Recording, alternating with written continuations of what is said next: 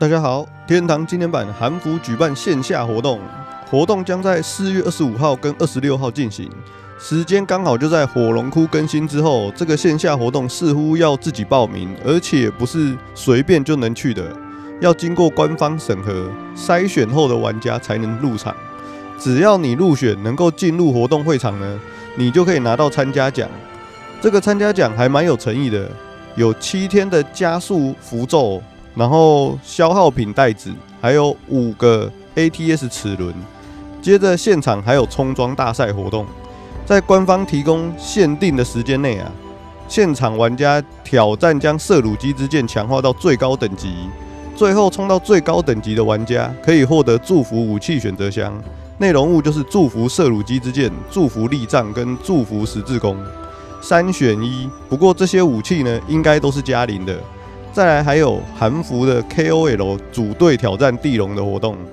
挑戰成功獎勵呢可以獲得20個活力方塊，挑戰失敗也可以拿到10個活力方塊。這次活動的地龍掉落物品呢，官方是有調整過的，跟正常伺服器的掉落物品是不一樣的，有祝福射弩機之剑、祝福力杖、祝福十字弓，還有精神靈魂身體腰帶。還有深水長靴伊娃之盾，最後就是3射5防卷。只要跟現場的 KOL 組隊打到以上的物品啊，官方就會直接配發到你的正式服賬號的角色裡面。最後除了虛寶之外，現場還有實體抽獎，有5070的顯卡，還有羅技的電競耳機鍵盤，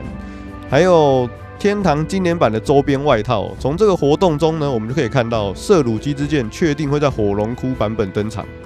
然後恩熙大哥的營運重心已經確定就是在韓服了，台服就只是順便營運賺個營收的地區了。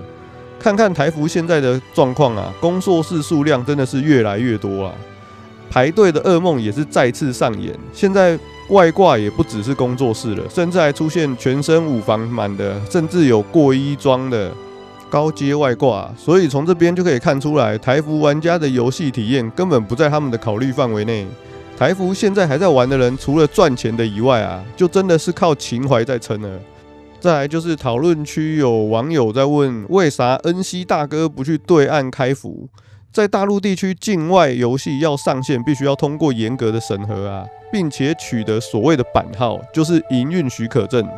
大陸對外資有嚴格限制，境外公司不能直接在當地營運的那個規則，所以呢，你必須找當地的公司，像是騰訊、網易這種進行代理合作，再由這些當地的公司申請版號。即使找了代理啊，審核的過程也會非常的久。如果有什麼政治變化啊，可能版號的申請就沒有任何的消息了。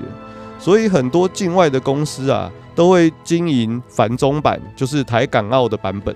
主要就是大陸的營運太過麻煩了，所以直接選擇在台港澳進行直營。台灣對境外的公司限制也是相對寬鬆，透過繁中版，大陸玩家只要透過 VPN 就能過來玩。恩熙大哥既能割到這群人的錢，又不用去應付大陸繁瑣的審核，而且在台灣營運只要表面合法，剩下的問題呢，他們就會推給韓國總公司，主張走韓國法律。台灣玩家遇到不平等對待時，往往求助無門，成了恩熙大哥眼中最好割的韭菜。什麼是不平等對待？舉個例子啊，就是你付錢玩遊戲，卻卡在排隊進不了遊戲裡面啊。到了客服中心申訴，往往都是罐頭訊息，不然就是沒有消息。最後我們回到遊戲，昨天官方進行智力屬性的調整。有熱心的網友進行測試，結果就是智力的高低確實會大幅的影響法術傷害跟回復量。我將網友製作的測試影片啊，會放在說明欄跟留言處，有興趣的朋友都可以去觀看。然後現在用極光雷電打大批怪物會更有效益哦。好了，以上就是今天的影片內容，感謝大家觀看。你會期待台灣也舉辦線下活動嗎？都可以在底下留言分享哦。